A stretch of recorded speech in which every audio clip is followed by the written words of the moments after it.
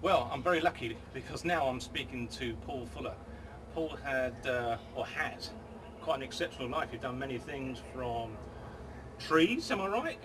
Forestry. Forestry. And now, somehow, you're into security. How did that happen?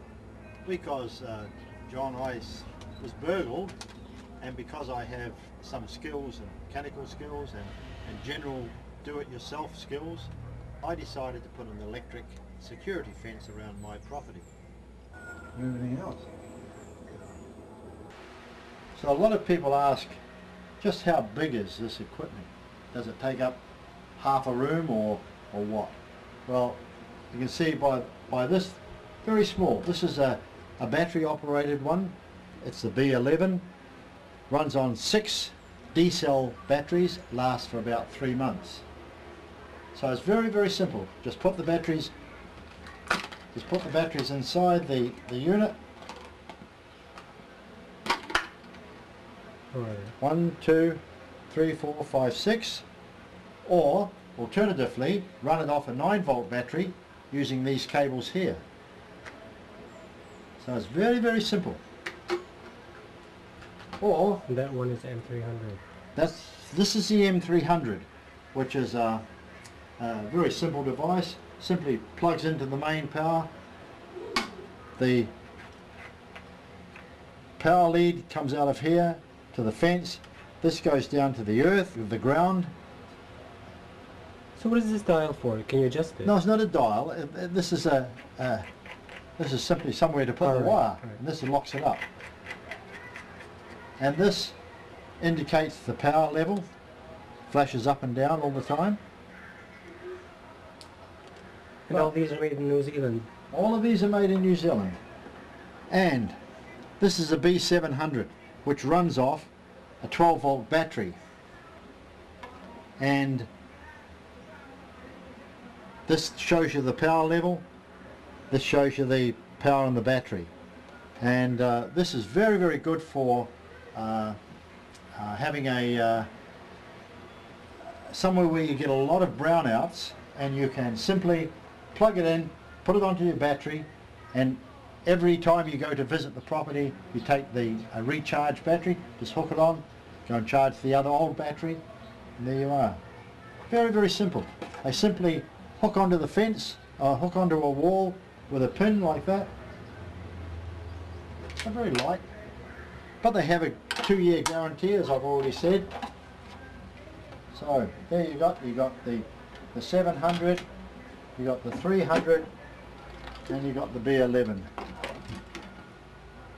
Very, very easy to install. The burglary in my property caused me not so much a financial problem, but it caused me a serious, serious family problem.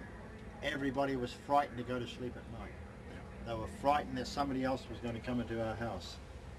Apart from employing a security guard to stand by the gate all night, and the other alternative was supply my own security guard.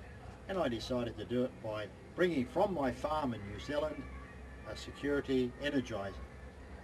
And hence I built a fence that anybody touches it, they will not be killed, but they will certainly get a very, very memorable shock. And the good thing about it is that I looked before we sat down, Paul, is it doesn't look like a huge prison. You can't see it. You cannot see it. Hardly see it. And it does the job. It does the job very effectively. Would you say that as an expat now living in the Philippines, that people think of you as having lots and lots of money, and they may think there's lots of valuables inside, so you would be a target? Exactly. And that is very common throughout the Philippines.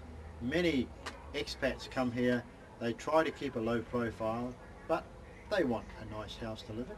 They don't want to live out in the bush, in the jungle, so they build themselves a nice house, they paint it, which is unusual for Philippines. They paint it up nicely, they put curtains in the windows, they decorate the place good, nice, but a lot of people think, hey, they must be very, very rich.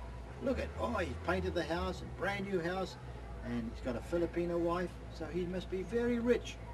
Let's go and get some one night. That's what they think. Not everybody, but those that go into that sort of business. It's a very serious issue. One of the things, Paul, that living in the Philippines has made me aware of is that, especially coming from the UK, New Zealand, not so much for the guys that come from the States, is the gun culture here. You see almost what appear to be teenagers dressed in uniforms with guns. Exactly. How do you feel about that with your family? Well, that doesn't particularly bother me, because one would assume that people in uniform are people in authority or being controlled by somebody in authority. The ones you really need to look out for are the people that don't show their weapons, and they're usually tucked in the waistband of their trousers. What about Mindanao? We're both living in Mindanao. Mindanao, the island, has a reputation of crime, has a reputation of infighting between religions, and the army's here. I mean, we're not going to deny that happens, but how do you find? Well, we also in Mindanao have, and particularly in Davao, have a very strong mayor who is severe on people who are mischievous and thieves and burglars and do bad things, particularly drug pushers. Yes. He takes a very dim view of those sort of people. But a lot of these people carry arms, and a lot of them are also burglars as part of their job. Now, the mayor and the police force can't be everywhere at every moment. So we have to take some of the precautions for ourselves. We've got to look after our own family's best interests. Because one of the things, being a foreigner in this country, is though we're surrounded by guns, we cannot own a gun. Technically that's correct. Our wives can own guns,